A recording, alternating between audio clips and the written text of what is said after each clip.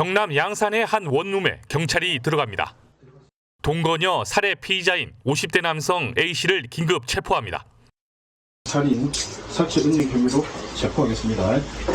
변호사를 선임하십니까? 지난 2008년 10월, 그러니까 16년 전 말다툼을 벌이던 동거녀를 둔기로 살해한 혐의입니다. A씨는 곧바로 시신을 여행용 가방에 담아 베란다로 옮긴 후 벽돌을 쌓고 시멘트를 부어 덮었습니다. 그리고 2016년 마약을 투약하다 구속될 때까지 8년 동안이나 시신과 함께 생활했습니다. 이렇게 빈집은 이후 새가 나가지 않았고 지난 8월 옥상 방수 공사를 하다 16년 전 시신이 발견됐습니다. 그 공간이 원래 피트 공간이라 해서 보통 그 세입자들은 확인하기 힘든 공간입니다. 집주인 아니면은 손댈 이유가 없는 공간이기 때문에. 교류가 없던 여성의 가족은 사망 3년 후에 실종 신고를 했고 당시 용의자였던 A씨는 헤어졌다라며 수사망을 피했습니다. 경찰은 공소시효가 만료되는 사체 은닉은 배제하고 살인 혐의로 A씨를 구속했습니다. 리포트 보셨다시피 굉장히 충격적인 사건입니다. 어떻게 이런 일이 벌어질 수 있을까 하는 분들 많으세요. 그렇습니다. 이게 지난 2008년 A씨가 동거녀와 싸우다가 둔기로 동거녀의 머리와 얼굴을 때려서 살해를 한 사건인데 동거녀가 숨지니까 이 시신을 여행용 가방에 넣은 겁니다. 이 A씨가 사는 곳이 옥탑방이어서 이 원룸 옆에 베란다로 시신을 옮긴 후에 이 벽돌을 쌓고 시멘트를 부어서 숨겼다고 하는데요. 네. 여성을 매장한 뒤에도 이 남성은 이곳에서 8년이나 더 살았습니다.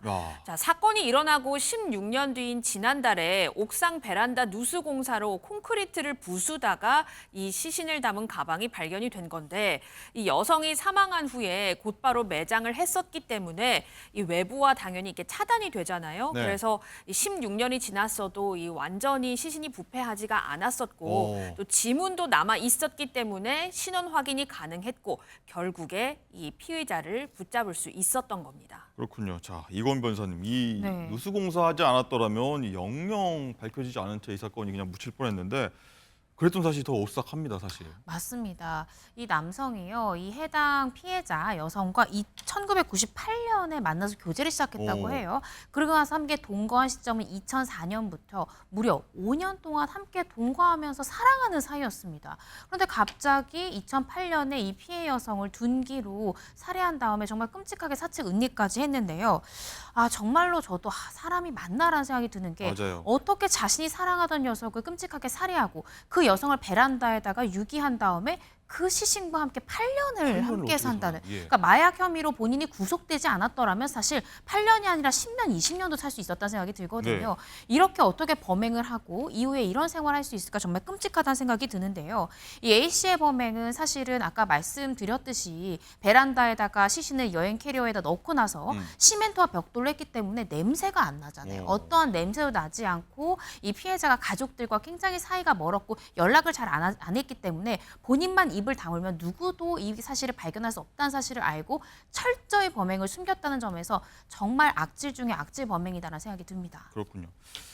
자, 장관 기자, 어쨌든 이 사정이 있었겠지만 경찰의 어떤 수사 대응이 조금 아쉬운 부분이 있긴 한데 왜냐하면 이 피해 여성에 대한 실종 신고 이후에도 왜 이거를 제대로 밝혀내지 못했을까 하는 아쉬움이 뒤늦게 좀 있긴 해요.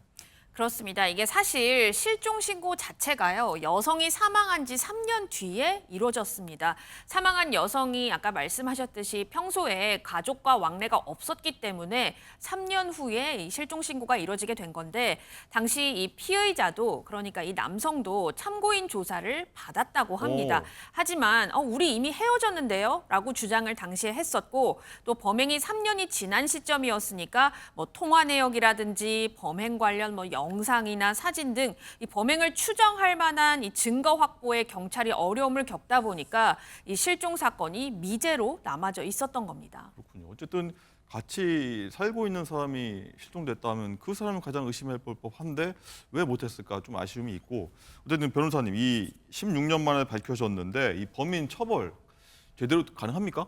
네, 그렇습니다. 일단 이 해당 남성 살인죄 혐의가 적용이 되어서 구속된 상태인데요.